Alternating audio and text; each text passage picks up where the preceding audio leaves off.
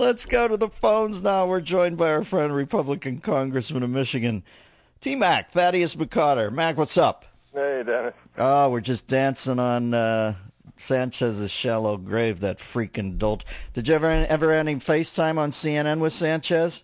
No. Man, those eyes are deader than Bruce the Shark when he's munching on Quint's nether regions. All right. So you're off now. What do you guys do? You're off now? Pelosi called it short of getting the tax thing done. And tell me break out your schedule for the next few months for us. Well, I think for the next month, Congress obviously is heading into the midterm elections. It's going to be heated, as you saw at the rally on the Mall. The left is engaged, the right is engaged, and now it's up for a battle for the center. Break the Mall thing down for me, because I didn't watch it. I just heard a clip from Ed Schultz, and it sounded contemptuous. He sounded like Johnny Friendly in Waterfront. What went down there? Did it get ugly? Well, I don't know. I was watching football. All right, there you go. It might have been the rally, and you might not even notice. You thought you were watching the Raiders. It was SEIU. So you guys reconvene after the midterms for a lame duck session. Now, I guess certain people, once they get the lay of the land, would make a kamikaze run on the deck with certain aberrant legislation. Would that be the case on the progressive side?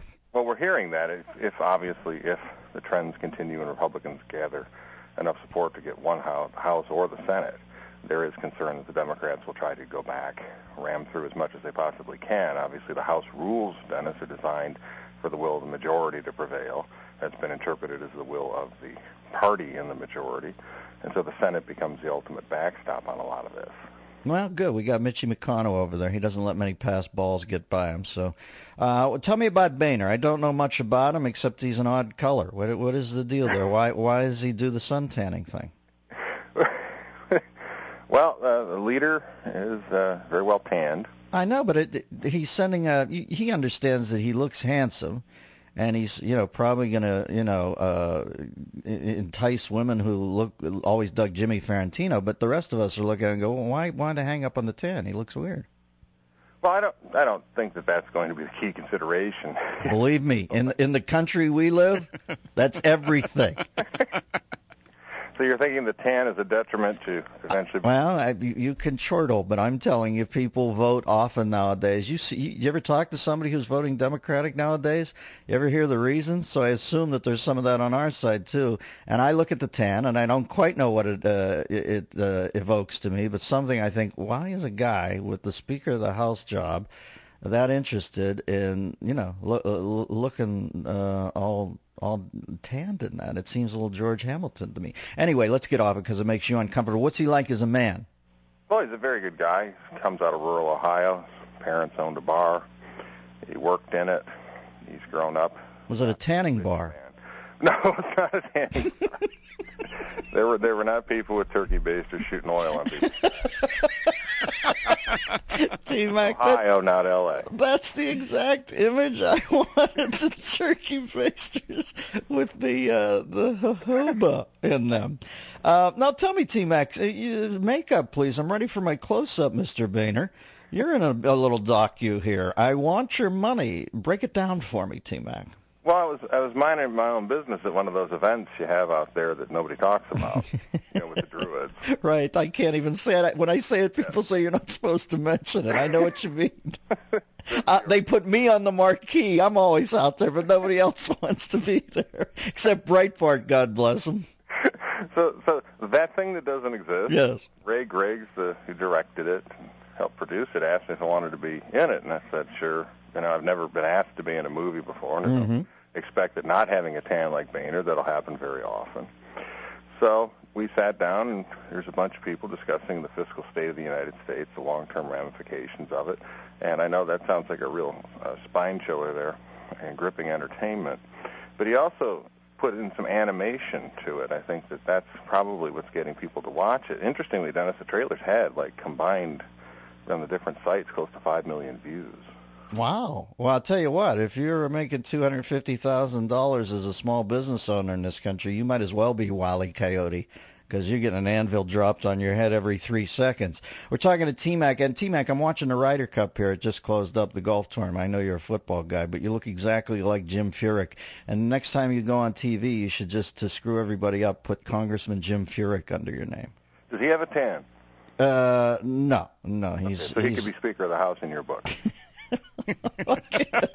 Yeah, that's right. I'm simplistic. I'm adult, but I'm not sitting over here. Would you hold a tanning baster and shoot the oil on Jim Furyk's back?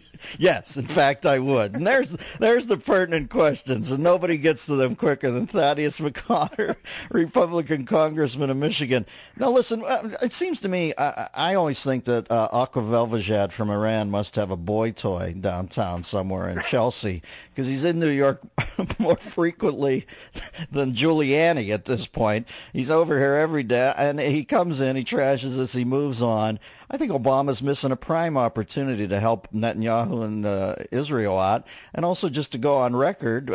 I think you agree with me. Shouldn't somebody flatten this guy the next time he's over, at least in the way of a statement? Well, I think in the way of a statement, yes. Obviously, Ahmadinejad comes over. He says such appalling things as the United States had a role in 9/11. And I think that what you're seeing with him is he's just flouting. He's just flouting the hospitality that the UN provides. Now, the UN's another story. I believe that's a global Tammany Hall. But on the key point of Iran is we have to continue to speak out. We have to support that dissident movement that is fighting for democracy within Iran itself, the Green Movement. And so when you see Ahmadinejad come over here on the world stage and walk around the United States and continue to have that type of a forum, if there's an absence of a countervailing U.S. message toward Iran, both in terms of them not being able to get a nuclear weapon and also especially in terms of their own people being free, what happens is that helps to dispirit the movement within his own country. And as we saw from the Reagan Revolution on forward, people's aspirations for liberty, the most powerful force within an oppressed country. And if you can abet and help support the Iranian movement for freedom within that country, it would solve a myriad of problems. And when T-Mac refers to the Green Movement, not the Al Gore one, and also when, not the one headed up by Al Gore, or in fact the Light Brown Movement headed up by John Boehner. Well, no, and I think you're absolutely right, Dennis, about the sense that when he comes over here, it's an insult to the United States. He starts talking invective, and there's so many people in the sophisticated quote-unquote set in Washington circles and elsewhere that seem to think that you can somehow constructively engage a man who talks about death to America. I think that having a survival instinct is very important for people to remember that Ahmadinejad means what he says. If he could find the means to destroy the United States, he would, just as he would with Israel. Well, the jet set in New York has always had that bug up there. Took us. They had crazy Joe Gallo at their penthouse parties. Mailer worked his entire 2-year period to get Jack Henry Abbott out. He was out for 3 days. He stabbed a busboy in the village. They always like to play with bad boys, and then, oh my God, they're shocked when they act like bad boys. All right, T-Mac, good to talk to you, baby. The film is I Want Your Money. Look for T-Mac. And it's on a double bill with Johnny Boehner. He's doing a one-man show called Tan Like Me. Thanks, Dennis.